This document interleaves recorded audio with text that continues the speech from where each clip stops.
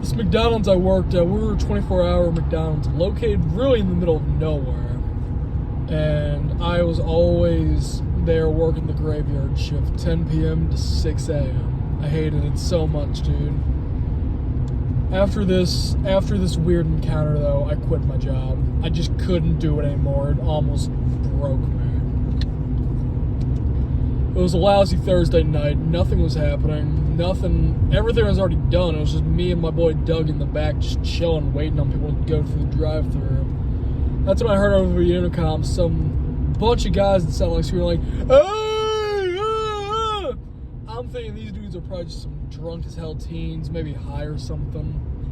I asked them, "Welcome to McDonald's. How can I take your order?" Oh, these dudes, they went dead silent. Nothing. Not a word, not a peep. All that screaming and radio playing I could hear just fell silent. I thought to myself, weird, but I repeated myself once again, "Hi, welcome to McDonald's. What can I get started for you?" I finally heard an answer from one of the guys that sounded like in that car. "McDouble, McChicken, no mayonnaise." I was thinking, alright, what, just a McChicken, a McDouble? Sure. I told him it'd be 457 at the first window, please, and thank you.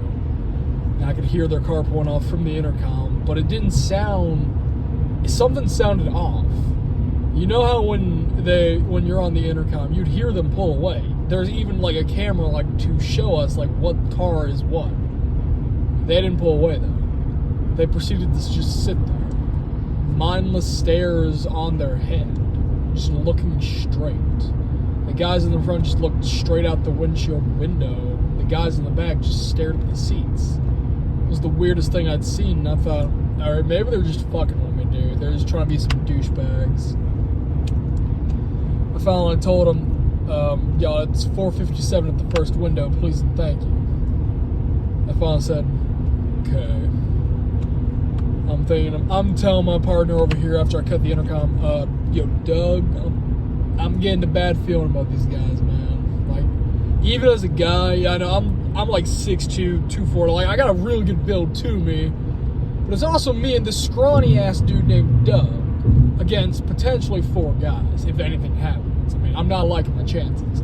And keep in mind, this is 1:30 in the morning too, so this is really, really not helping here. I finally got to the first window, expecting to see them. There they were. Just not even looking at me, one hand out the window with the money, but they didn't even look. They just all stared ahead as if they were either hypnotized or they just had no soul to them. I took the money, told them it'll be second window where Doug was standing and have a good night. They didn't respond. He didn't even move his hand. It just sat there. They just sat there for a good, what felt like an eternity, waiting to go. And I was thinking to myself here, well, I'm not vibing with this dude. I just want to get them their food and get them the hell out of here.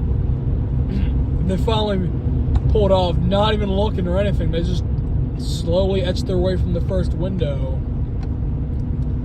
And that's when I got my sigh of relief thinking, alright, Doug can deal with them, and then I'm good. I don't have to deal with them at all. We're chilling. I went to the bathroom just to get away from them. Doug already made the food. Everything's good. That's when I realized as I was taking a shit in the bathroom, I heard screaming from Doug. Ah! I jumped out of the bathroom, dude. I busted down the door, and I started sprinting towards the second window to see what happened to Dave. Doug. Doug was gone. Doug wasn't just gone. He was being fucking eaten by a goddamn alien, dude. These motherfuckers had tentacles squirming at the dude like, "Ah!" I'm thinking to myself, what the fuck do I do in this case, dude? It's aliens. That explains everything from their blank stares to their black eyes to not even talking. I was thinking to myself, dude, y'all just wanted to McDouble McChicken? What the fuck happened here? They finally looked at me as they put Doug down, just for, not even so he could move. They still had him wrapped all around their tentacles.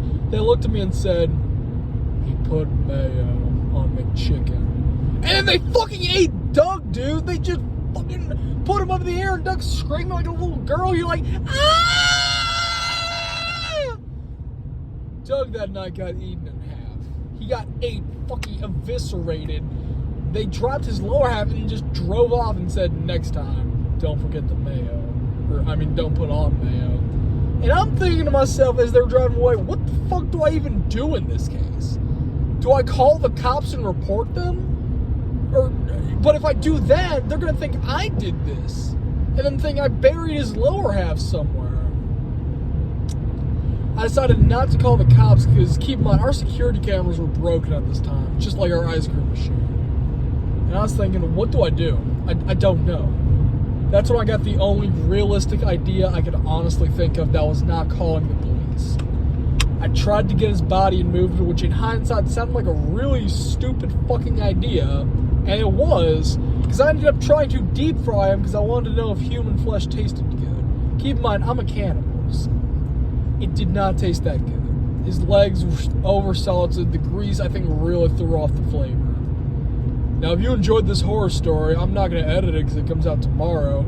Leave a like and subscribe, and I'll see you in the next one.